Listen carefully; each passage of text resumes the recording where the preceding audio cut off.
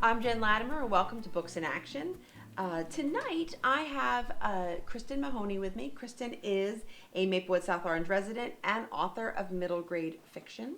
She has written Annie's Life in Lists, The 47 People You'll Meet in Middle School, and Elfie Unperfect. And I'm really excited to welcome Kristen to Books in Action. Kristen? Hi, thanks so much for having me. I'm excited to be here.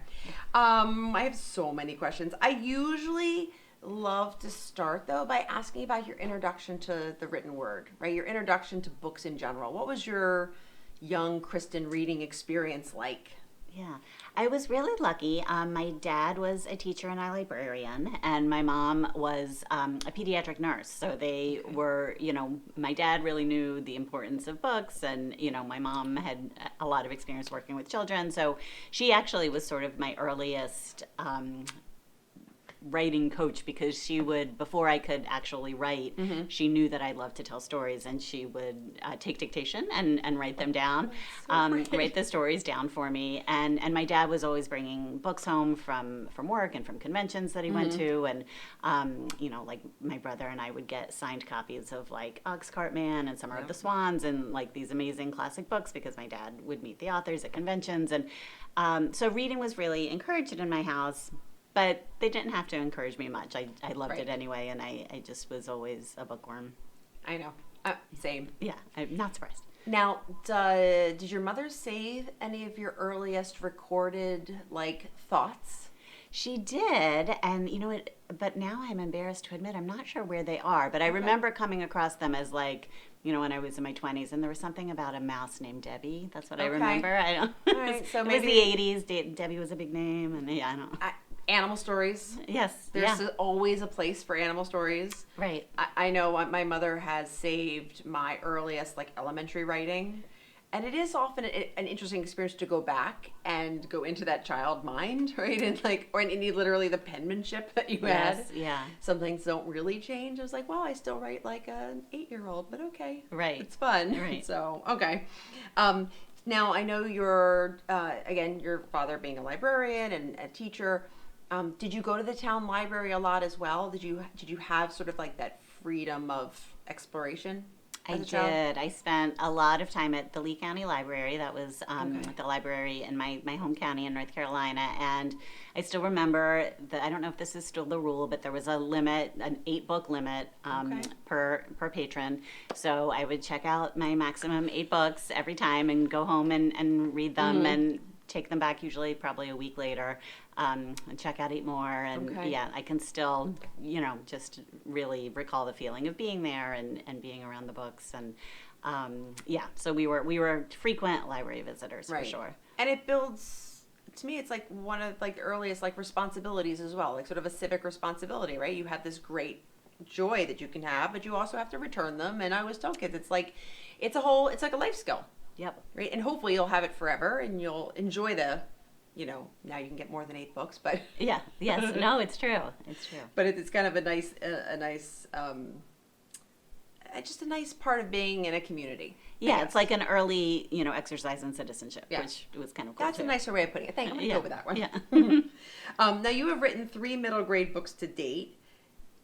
How did you decide on the target audience, right? So for people who aren't familiar, middle grade, I always call it 4th to 7th grade, 5th to 8th grade. I mean, it's sort of that middle part of a child's life. Yeah. School child's life. Did it call to you?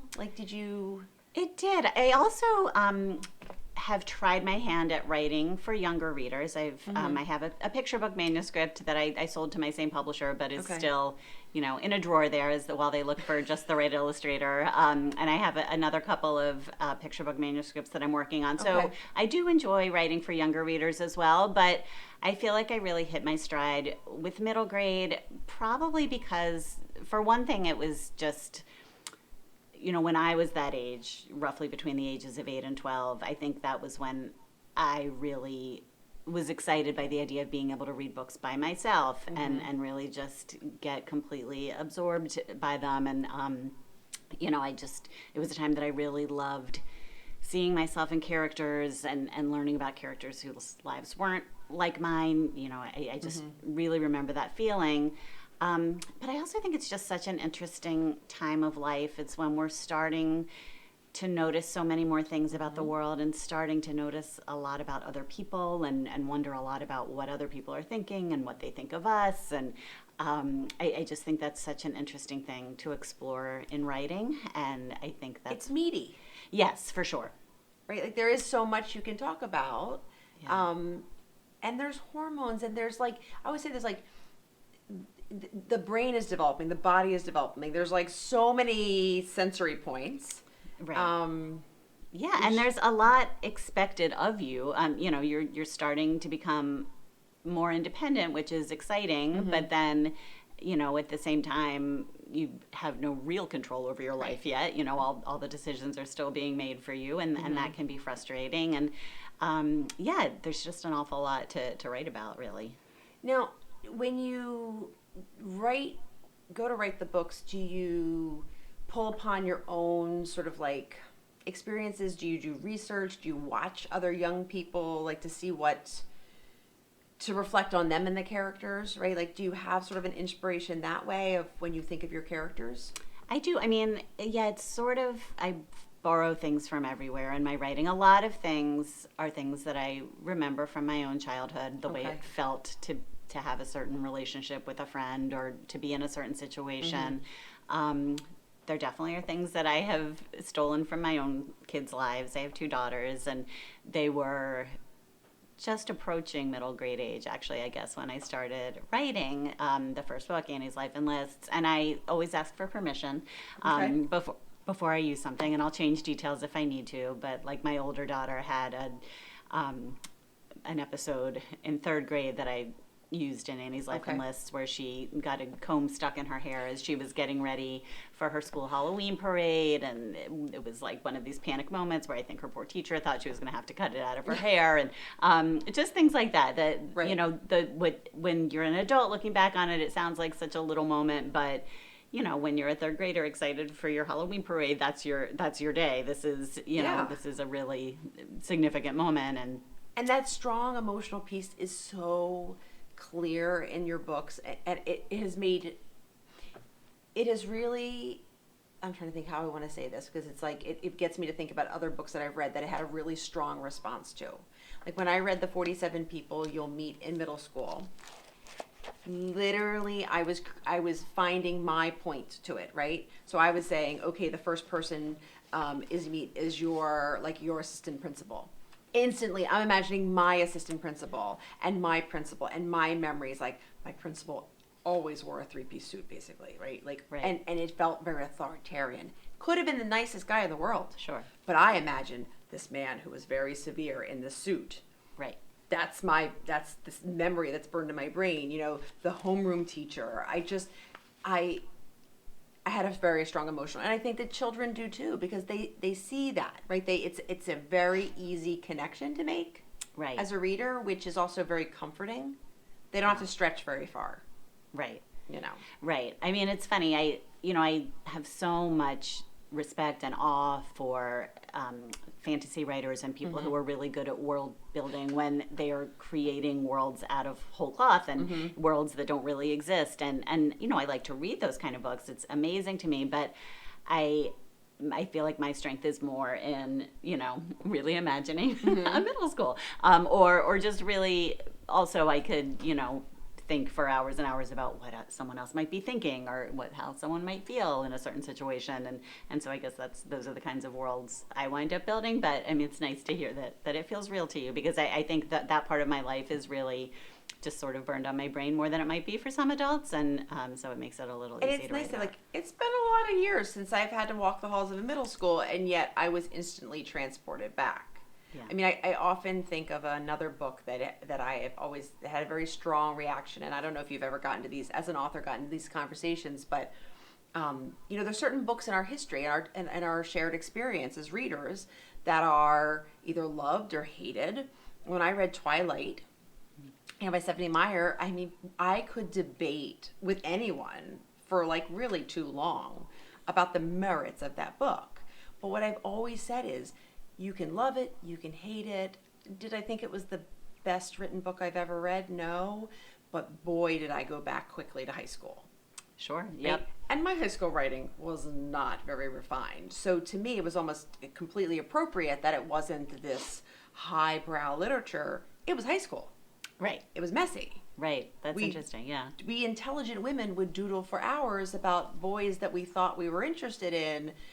And then we would go and write a really great paper for our class or something, right? Like we had these different parts of our lives. And so like sometimes you just read a book and it's real. Right. So I thank you for that as a reader. Sure, yeah. And the kids at school, they appreciate that.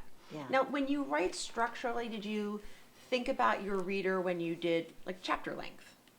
Because I noticed like you have a very list driven style, right? Yeah. Like so, which is what my middle grade readers at school will say is they really like it because it's shorter chapters and they can easily I'll just read one more chapter, right? I'll just read one more chapter. Right. It feels very accessible.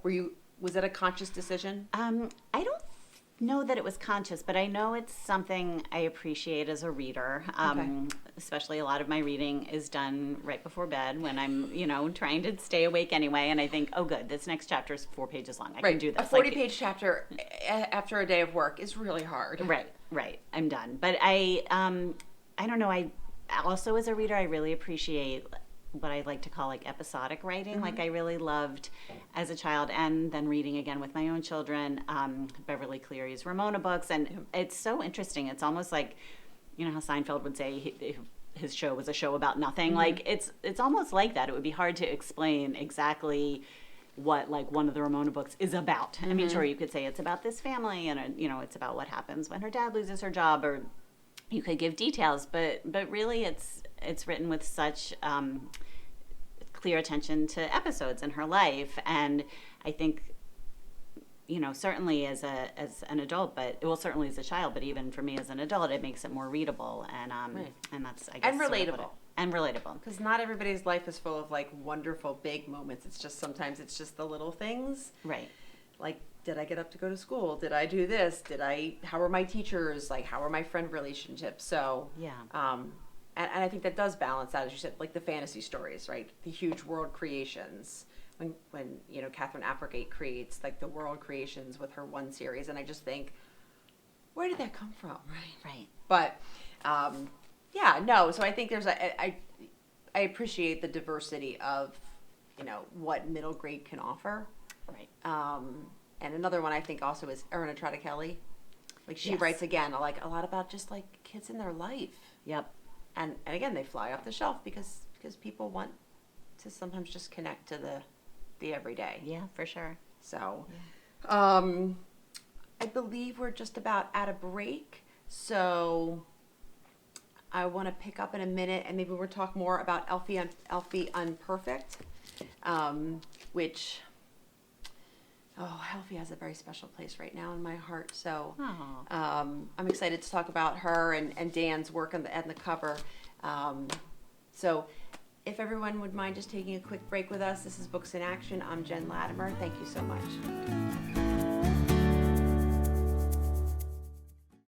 When a child is sick, there's one thing they need: a really big cookie.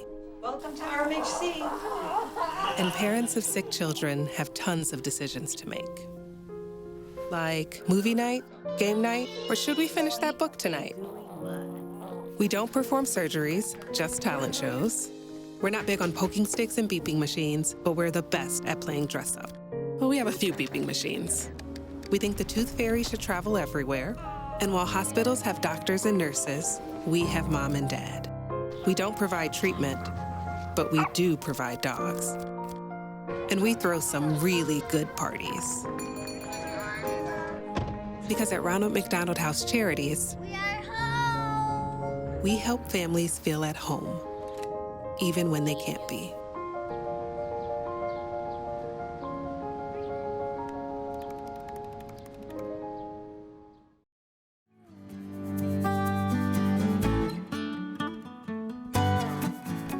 Hi, and welcome back to Books in Action. I'm Jen Latimer.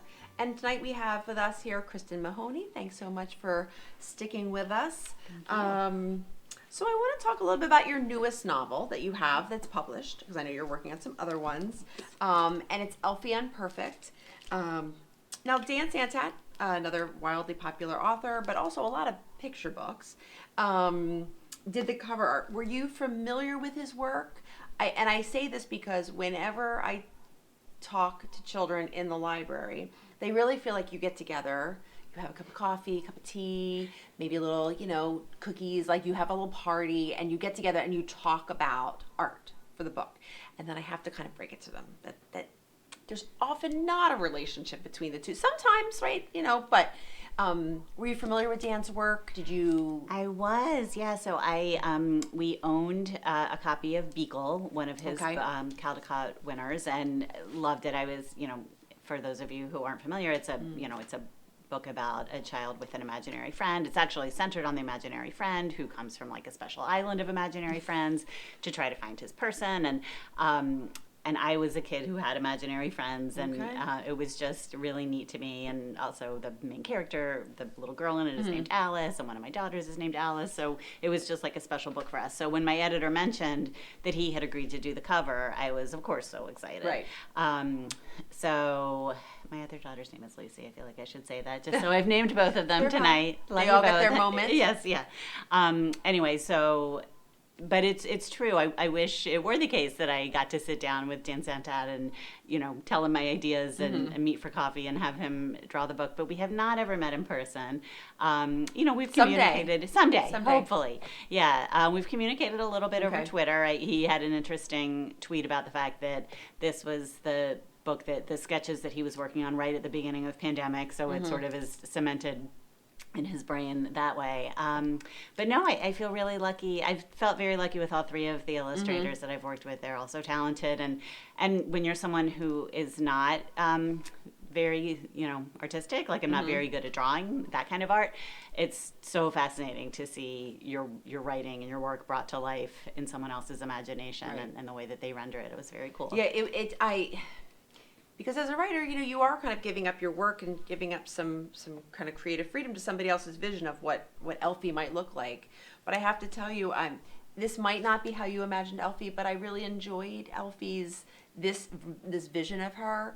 For people in the audience who might have not have read Elfie Unperfect, right? Like Elfie's trying to find her place in the world, right? Like you can probably describe how you envision her, but I found her sort of such an adorable character in her awkwardness, in her inability to always say what she wanted to say in a way that she felt people could listen and understand her, and just feel like sometimes everything she does is wrong. Right.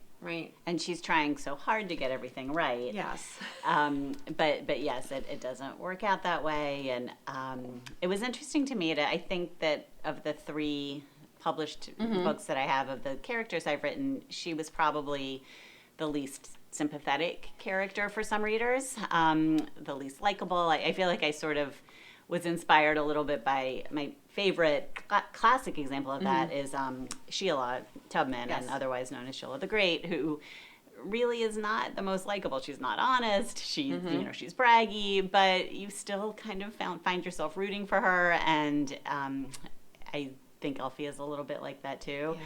And you annoying as she can be, you do feel bad for her that she has such a hard time making friends. And I'm hoping that readers can kind of root for her too, as far as that goes. No, and I think as a teacher, like as someone who does come in contact with so many students, right? There are always going to be children that you really bond with easily, right? That are they're very close to your own personality, or they just sort of like you just work with them. And then there's those children that you pour your heart and soul in, and you just you do a lot of deep breathing about trying to find that common ground, trying to see what they're trying to trying to do in life. And I just love that when Elfie gets so upset, and then when she starts like the lunch patrol, right? Because people just aren't following the rules in the cafeteria, and you just, oh, Elfie, this is not going to be this is not really the solution that's going to get you the most friends, but you understand her. So reading it as an adult is always so much different. Yeah. But I'm also hoping that kids will either see a bit of themselves in her or see somebody else, and it will also build that compassion Right. How we're also different. Yeah, I think one of the universals in Elfie, even for kids who do have an easy time making friends, is I think it's pretty common that kids do not love working on group projects. Oh, absolutely. I mean, literally, I started to have like the shakes a little bit. I was like, oh, group projects. I don't want to do group projects. Right, yeah. And I so remember that. And that was a feeling that stayed with me for a while. I didn't love being assigned group projects in college. Like, because there is part of you that thinks like, okay, but can we just do it my way? Like, can we, I'll just do it for you and then it'll be better. Right. And that's actually not the whole point of it. So yeah, I often say like that we can solve the world's problems around like a Lego table, right? Where everything's not perfect and it's very messy, but you have to play in the same, area, right? So sometimes like, this thing called forced schooling, you know what I mean? We tell children you have to go and you have to make this work. Yeah. And for Elfie, it's hard some days, but sure. But for a lot of kids, it's hard. Yeah. So that I hope gives them some love and connection. Right. So changing tactics slightly, as a librarian, I often talk to kids about reading and writing as a daily practice, right? Like you can't get better at something if you don't practice it. Right. And we love to we talk about like our favorite place to be creative, right? Or our favorite place to read. Do you have a favorite place to write or even read, like a place that you feel taps into your creativity? I do. And my favorite place to write is probably, I have a little table sitting by one of my bedroom windows, and I'll sit there and write. And it's a window that faces the street. So if I'm, distracted or daydreaming, I can look out at people walking their dogs or cars going by and just space out a little bit. Spacing out is very important for writers. I used to, before pandemic, I used to write often in my dining room, but then when everyone, when my husband started working from home and my kids were doing school from home, it got a lot more chaotic there. So that was when we thankfully had a spare table that I was able to carry up to that one day. I literally think I said, that's it, and carried a table up to my bedroom and started working there by the window. So that definitely is my favorite spot. But, I've had times when inspiration has hit that I've, definitely like reeled off a few pages like in a hotel room, or if I'm somewhere where I don't have my laptop with me, I try to always remember to carry a notebook and I'll jot down ideas. Do you carry a notebook with like writer's ideas? I do, but if I forget it or if I don't have it with me, I'll email myself on my phone. Okay. And just send myself a quick. I'll make the subject idea so that later I'll just search for the word idea in the subject line and they'll all pop back up for me. But I always tell writers, young writers, I will speak at schools sometimes and tell kids a little bit about my writing process. And I think this sounds strange, but I always say it's important to notice what you notice. Like if there's something that happens in your life that you find yourself thinking about still the next day or the day after, like something that you thought was really funny that you're still laughing about, or something that made you feel very awkward, something that embarrassed you, that might be something that would be an interesting story for someone else to read. So, write that down. There's a lot of good stories in the awkward.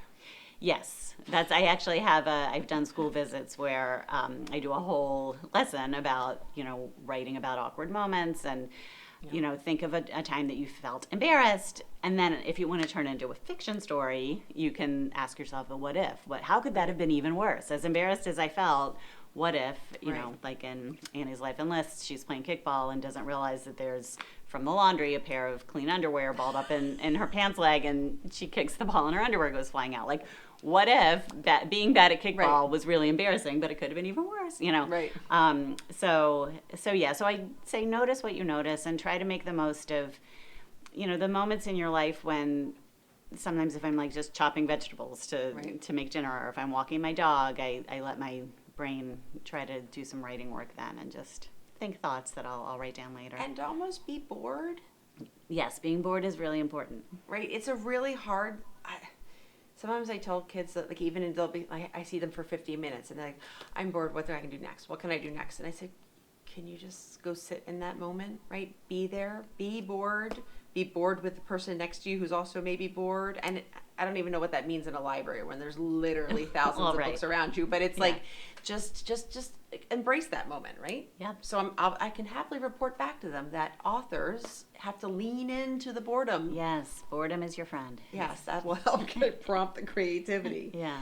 Now that we're not coming out of, we're evolving in the COVID pandemic, the changes we've seen in our life, have you noticed any changes to your writing or even your personal reading habits as a result of this? That's a really good I mean, question. locationally, you maybe switched your writing location. Yeah.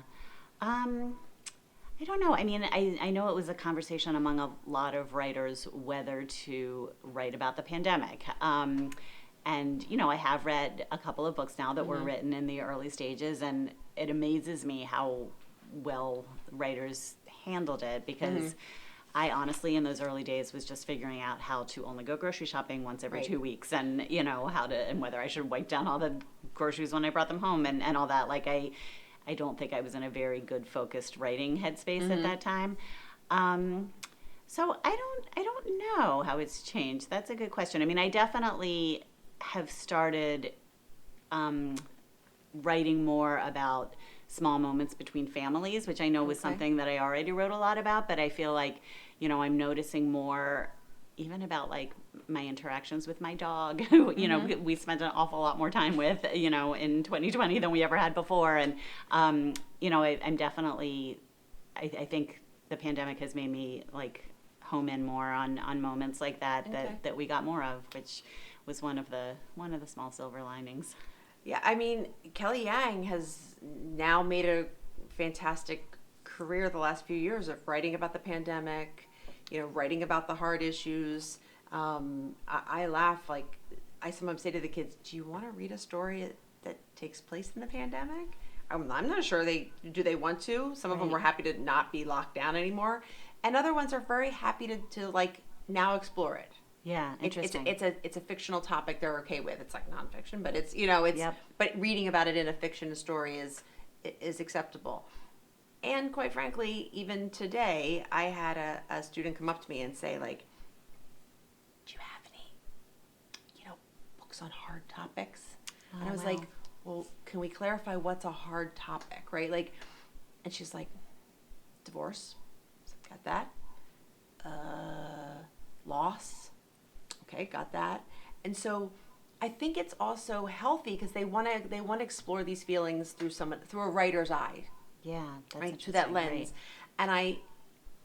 And I give them credit, right? Like, they're processing the world as they can, you know, at 10 years old as they can, and they're not shying away from these topics.